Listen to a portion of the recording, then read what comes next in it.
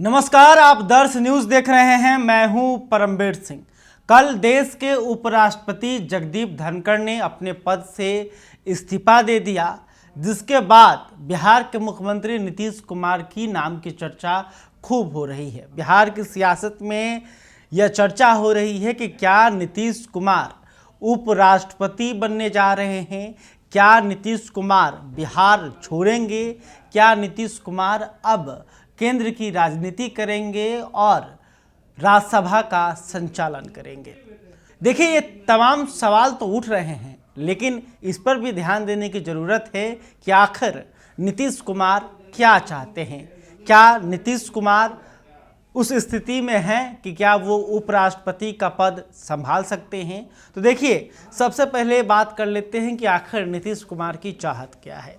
तो देखिए, ये पहली बार नहीं है कि जब इस बात की चर्चा हो रही हो कि बीजेपी नीतीश कुमार को केंद्र में भेजना चाह रही हो, क्योंकि बीजेपी का सपना रहा है कि बिहार में बीजेपी का अपना मुख्यमंत्री हो, यानी कि नीतीश कुमार ना होकर कोई बीजेपी का नेता मुख्यमंत्री बने।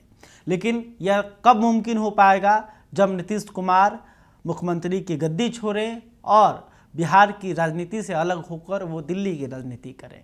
तो देखिए, ऐसा होता हुआ कुछ नज़र नहीं आ रहा है, क्योंकि नीतीश कुमार अभी भी बिहार में बने रहना चाहते हैं और बिहार की राजनीति में वो पूरी तरह से लगे हुए हैं। 2025 की चुनाव की तैयारी जिस तरह से नीतीश कुमार कर रहे हैं, जैसे हाल ही के दिनों में उन्होंने कई ताबड़तोड़ फैसले लिए, जिससे विपक्ष भी परेशान हो गया और बिहार की जनता में बाहर देखने को मिल रहा है। जैसे कि 125 यूनिट बिजली फ्री किया गया, इसके अलावे जो सामाजिक पेंशन है उसे 400 से बढ़ाकर 1100 रुपये किया गया।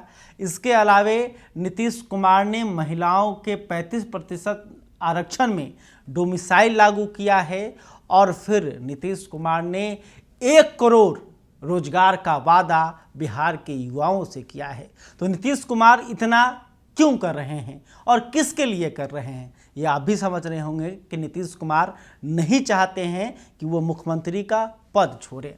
इसके अलावा अगर बात करें कि उपराष्ट्रपति का पद क्या होता है और उपराष्ट्रपति के पद की जिम्मेदारी क्या होती है और क्या उन जिम्मेदारियों का निर्वहन नीतीश कुमार अभी की स्थिति में कर पाएंगे, क्योंकि देखिए, नीतीश कुमार को लेकर यह कहा जा रहा है, विपक्ष आरोप लगा रही है कि नीतीश कुमार अचेत हो चुके हैं। नीतीश कुमार जो हैं वो अब उस तरह से एक्टिव नहीं नज़र आते हैं।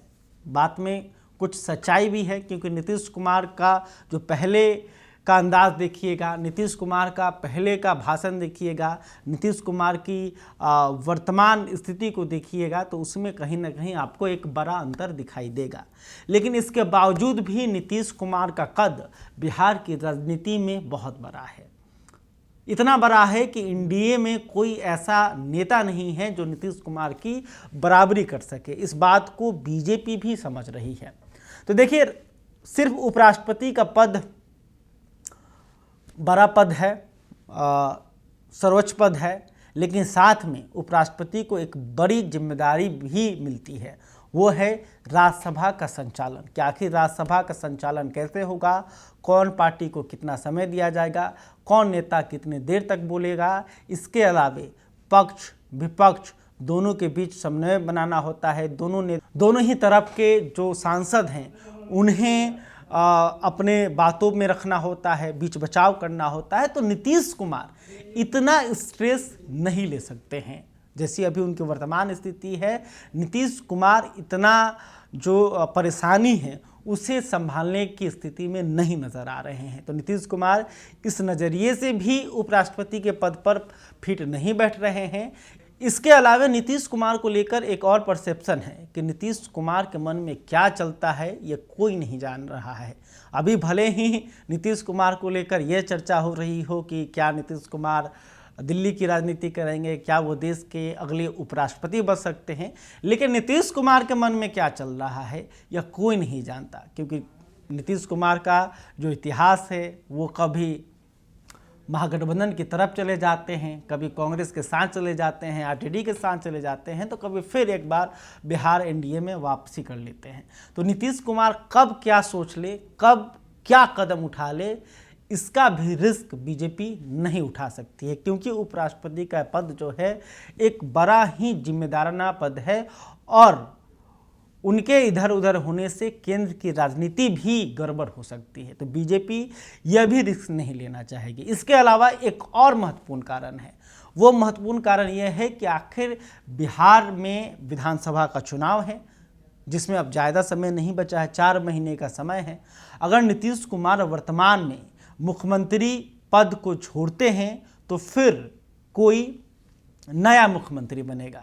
अगर नया मुख्यमंत्री बनेगा तो उसके पास मात्र 3 महीने का समय होगा। तो क्या 3 महीने में नया मुख्यमंत्री उस तरह से काम कर पाएगा या उस तरह से अपनी छवि को जनता के बीच बना पाएगा जिसके कारण वो तेजस्वी यादव को सीधी टक्कर दे सके? क्योंकि देखिए, नीतीश कुमार के बाद अगर बिहार की राजनीति में अभी वर्तमान में कोई बड़ा नाम है तो वो तेजस्वी यादव का है। तेजस्वी यादव को लोग पसंद कर रहे हैं। लगातार जो सर्वे रिपोर्ट आता है उसमें आपने देखा होगा कि मुख्यमंत्री के तौर पर नीतीश कुमार से ज़्यादा लोग तेजस्वी यादव को पसंद कर रहे हैं। तो नीतीश कुमार जैसे ही बिहार के मुख्यमंत्री की रेस से निकलेंगे, वैसे ही तेजस्वी का जो ग्राफ है, तेजस्वी जो है इस रेस में काफ़ी आगे निकल जाएंगे और फिर ये बीजेपी के लिए काफ़ी मुश्किल होगा कि आखिर तेजस्वी को काउंटर कैसे किया जाए। तो बीजेपी यह भी रिस्क लेना नहीं चाहेगी। और बात करते हैं कि आखिर बीजेपी बिहार को लेकर चाह क्या रही है। तो देखिए, जो हमारे सूत्र हैं, बीजेपी के जो लोग हैं, उनसे भी मैंने बातचीत की तो उन्होंने बताया कि देखिए, बीजेपी ये चाह रही है कि पहले 2025 का विधानसभा चुनाव हो जाए और नीतीश कुमार के चेहरे पर, नीतीश कुमार के नेतृत्व पर ही ये चुनाव हो और उसके बाद बीजेपी यह तय करेगी कि आखिर नीतीश कुमार को फिर से मुख्यमंत्री बनाया जाए या फिर कोई नया चेहरा बिहार में आएगा।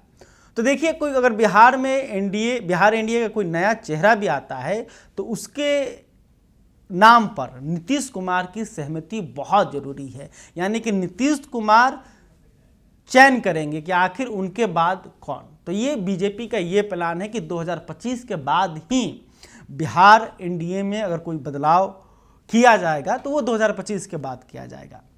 देखिए, दूसरी तरफ एक और बड़ी खबर निकल कर आ रही है। खबर यह है कि मानसून सत्र के समाप्त होते ही नीतीश कुमार जनसभा करने जा रहे हैं। कटिहार का दौरा जो है वो 26 जुलाई को नीतीश कुमार करने जा रहे हैं। वहाँ पर एक कार्यक्रम है, कई करोड़ की योजनाओं का जो है वो सौगात भी कटिहार के लोगों को देंगे। इसके बाद एक बड़ा जो है वो रैली करने जा रहे हैं नीतीश कुमार, जहाँ पे जनता से बात करेंगे, भाषण देते हुए नीतीश कुमार दिखाई दे सकते हैं। तो इससे क्लियर हो गया कि 26 जुलाई को नीतीश कुमार का कार्यक्रम तय है। अगर नीतीश कुमार के मन में उपराष्ट्रपति के पद को लेकर कोई भी बात होती तो ये कार्यक्रम तय नहीं होता।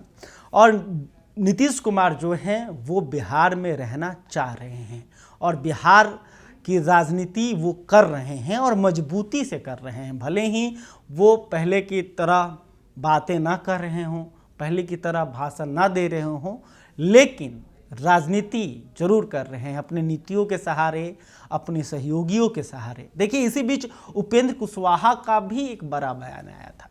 उपेंद्र कुशवाहा ने नीतीश कुमार से आग्रह किया था कि अब जो उनकी स्थिति रह गई है, जो वर्तमान स्थिति रह गई है, उसको नीतीश कुमार स्वीकार करें, क्योंकि एक साथ पार्टी और सरकार को संभालना उनके लिए मुश्किल हो रहा है।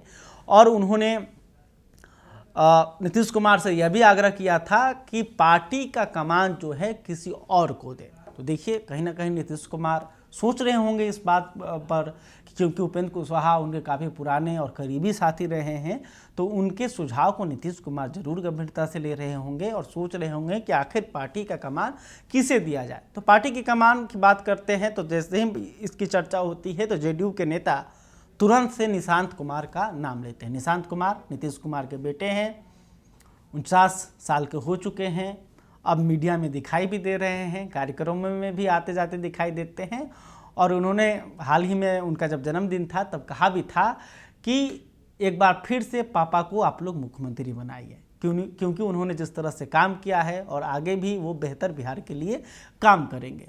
देखिए, नीतीश कुमार का जो बिहार की राजनीति में कद है उसे बीजेपी नज़रअंदाज नहीं कर सकती है, और ये चुनाव के वक्त में इतना बड़ा रिस्क बीजेपी नहीं लेना चाहेगी। अगर नीतीश, आप सोचिए, अगर बिहार एनडीए से नीतीश कुमार गायब हो जाए तो फिर नीतीश कुमार के कद का कौन नेता आपको नज़र आता है?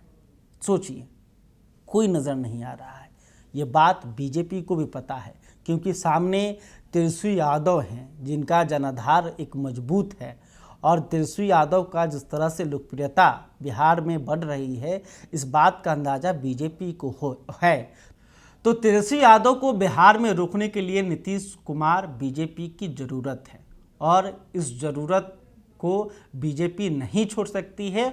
और नीतीश कुमार भी बिहार की सियासत को नहीं छोड़ना चाहते हैं, मुख्यमंत्री के पद को नहीं छोड़ना चाहते हैं। बाकी जो बातें हो रही हैं वो सब बातें बस बातें ही हैं, क्योंकि नीतीश कुमार के मन में ऐसी कोई बात नहीं है। जदयू के तरफ से भी ऐसा कोई बयान नहीं आया है कि नीतीश कुमार को उपराष्ट्रपति बनाया जाए। खैर, अभी तक आपने हमारे चैनल को सब्सक्राइब नहीं किया है तो तुरंत कर लें। इस खबर को लेकर आप क्या सोचते हैं कमेंट करके बताइएगा। वीडियो फेसबुक पर देख रहे हैं तो हमारे पेज को भी लाइक कर लें। बहुत बहुत धन्यवाद।